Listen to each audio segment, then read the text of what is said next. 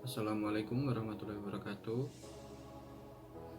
Kami dari kelompok 2 yang beranggotakan saya sendiri Mufti Bahtiar dan rekan saya Vika dan Robihatul yang akan mempresentasikan mengenai keragaman sosial, ekonomi, budaya, etnis, dan agama di provinsi setempat sebagai identitas bangsa Indonesia serta hubungan dengan karakteristiknya.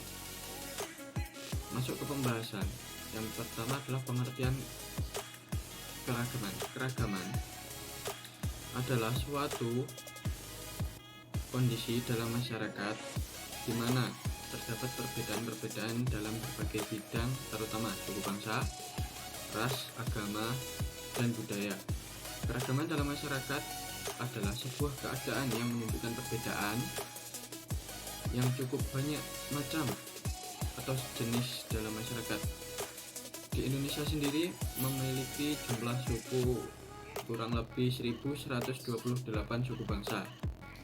Jumlah sebanyak itu antara lain: yang pertama, perbedaan ras asal; yang kedua, perbedaan lingkungan geografis; yang ketiga, latar belakang sejarah; yang keempat, perkembangan daerah; yang kelima, perbedaan agama atau kepercayaan; dan yang terakhir, kemampuan adaptasi atau menyesuaikan diri. Dari 6 faktor yang saya sebutkan tadi, perbedaan lingkungan geografis serta kemampuan adaptasi menjadi faktor yang banyak mempengaruhi beragamnya sosial, budaya, ekonomi, etnis, dan agama di Indonesia. Indonesia memiliki 34 provinsi. Dengan demikian, hal tersebut mempengaruhi budaya yang ada di Indonesia. Semakin banyak budaya yang ada di Indonesia, maka semakin banyak pula suku yang ada di Indonesia. Selanjutnya yaitu poin yang kedua, jenis-jenis keberagaman. Yang pertama, jenis keberagaman sosial budaya, yaitu antara lain keragaman bahasa, keragaman rumah adat, keragaman upacara adat, kesenian daerah. Yang pertama tadi, keragaman bahasa. Keragaman bahasa adalah variasi bahasa menurut pemakaian masing-masing orang. Keragaman bahasa timbul akibat berbagai macam suku, faktor budaya, letak geografis, ilmu pengetahuan, dan sejarah. Baik, saya akan melanjutkan penjelasan dari Mufki tentang jenis keragaman. Keragaman yang kedua ialah jenis keragaman ekonomi. Keberagaman ekonomi bergantung pada wilayah tempat tinggal penduduk. Setiap penduduk yang tinggal di suatu wilayah pasti melakukan kegiatan ekonomi. Apa sih kegiatan ekonomi itu? Kegiatan ekonomi adalah semua kegiatan yang dilakukan oleh manusia untuk memenuhi kebutuhan hidupnya. Ada beberapa jenis usaha dalam bidang ekonomi. Di Indonesia, kegiatan ekonomi yang paling sering ialah kegiatan pertanian dan perikanan. Tapi ada juga yang lainnya. Jenis-jenis usaha dalam bidang ekonomi antara lain, yang pertama pertanian. Negara Indonesia merupakan negara agraris di mana berbagai jenis tanaman dapat tumbuh. Hasil pertanian Indonesia banyak sekali. Ada padi, jagung, ubi, kelapa sawit, karet, cengkeh, kopi, dan lain sebagainya.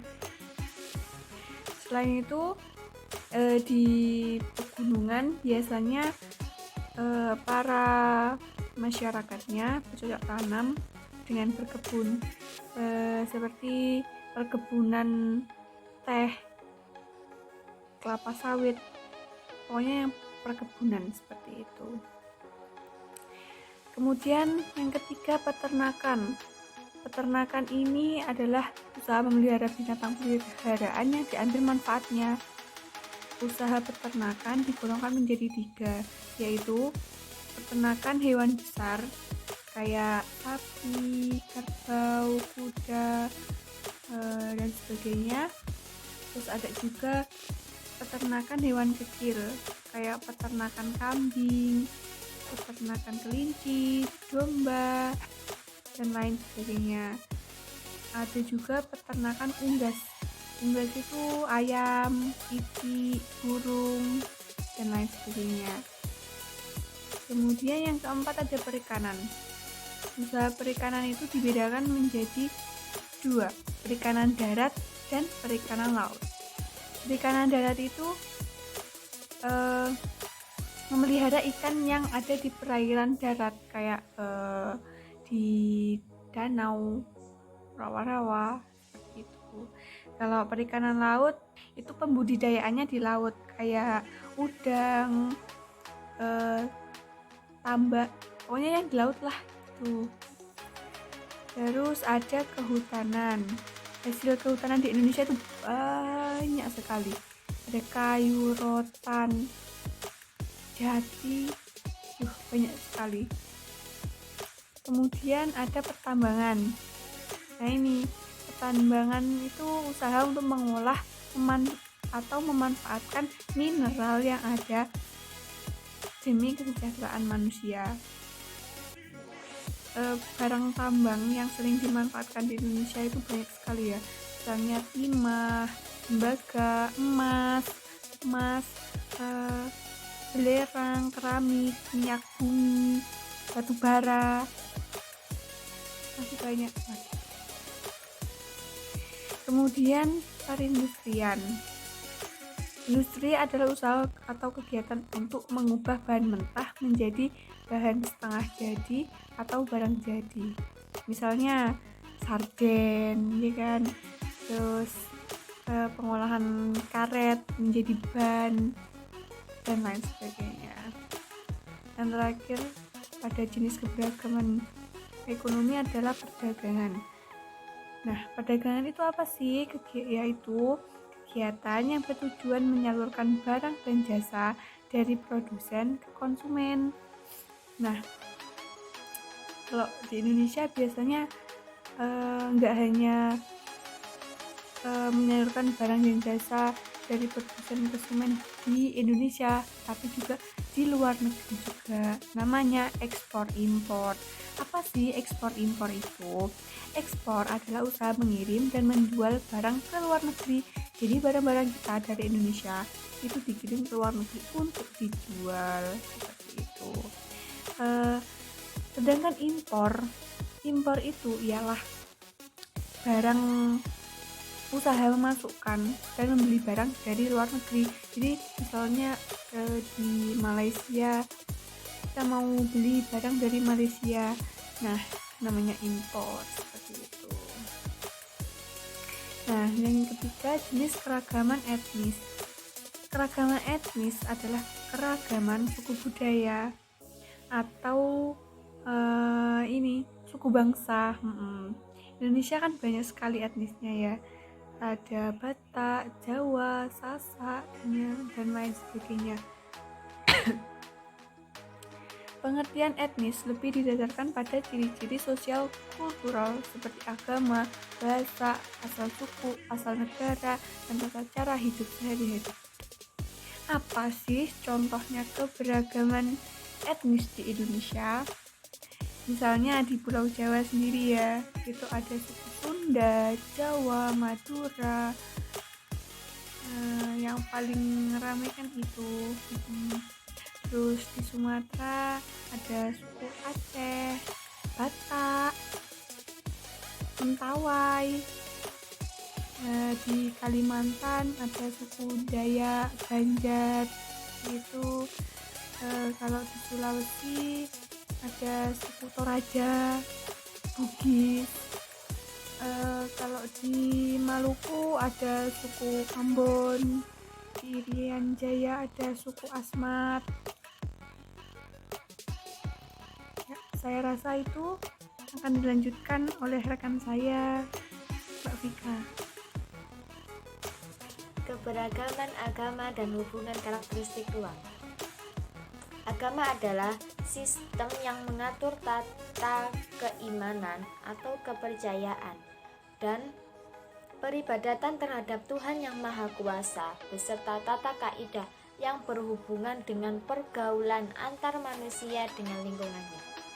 Dalam negara Indonesia ini sudah ada 6 agama yang diresmikan, yaitu ada agama Islam, Kristen Protestan, Katolik, Hindu, Buddha, dan Konghucu.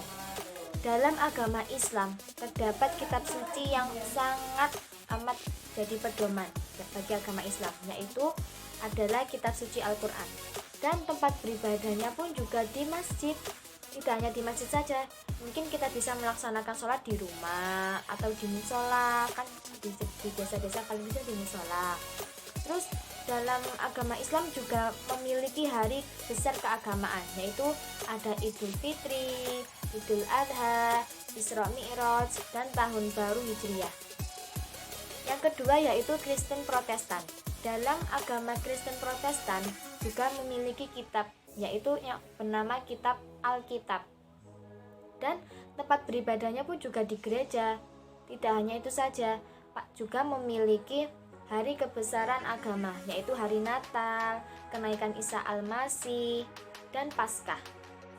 Yang ketiga yaitu agama Katolik. Agama Katolik memiliki kitab yang bernama Alkitab. Dan tempat beribadahnya pun juga sama seperti Kristen Protestan, yaitu di gereja.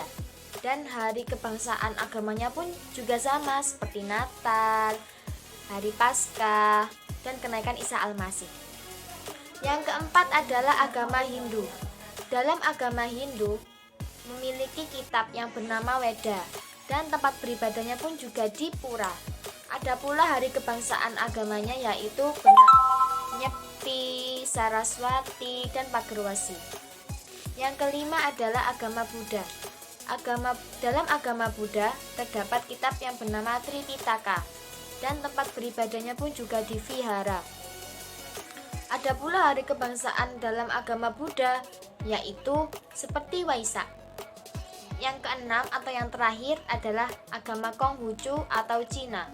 Dalam agama Konghucu atau Cina memiliki kitab yang bernama Sisuwacing.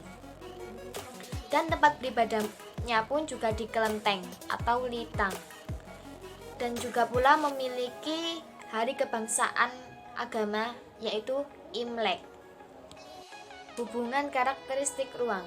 Keberagaman yang ada di Indonesia ini sangatlah memerlukan ikatan dan toleransi yang nantinya tidak terjadi gesekan atau perselisihan yang akan menimbulkan konflik. Persatuan ini sangatlah penting dalam masyarakat. Arti pentingnya persatuan adalah pergaulan antar warga masyarakat yang terlalu akrab. Yang kedua, setiap adanya perselisihan pasti ada yang bisa diatasi. Yang ketiga, kehidupan di masyarakat serasi, damai, dan tentram. Agar tidak terjadinya perselisihan, ada pun cara untuk menghormati atau menghargai keanekaragaman. Yaitu yang pertama, menghormati sesama pemeluk agama. Dan yang kedua, senang dan bergaul bersama suku bangsa. Dan yang ketiga, tidak memandang rendah atas budaya dan adat kebiasaan yang ada. Sikap menerima keanekaragaman ini bisa kita wujudkan dengan melestarikan budaya kita yang asli atau menjaga kelestarian budaya kita yang asli. Terima kasih dari kelompok 2. Wassalamualaikum warahmatullahi wabarakatuh.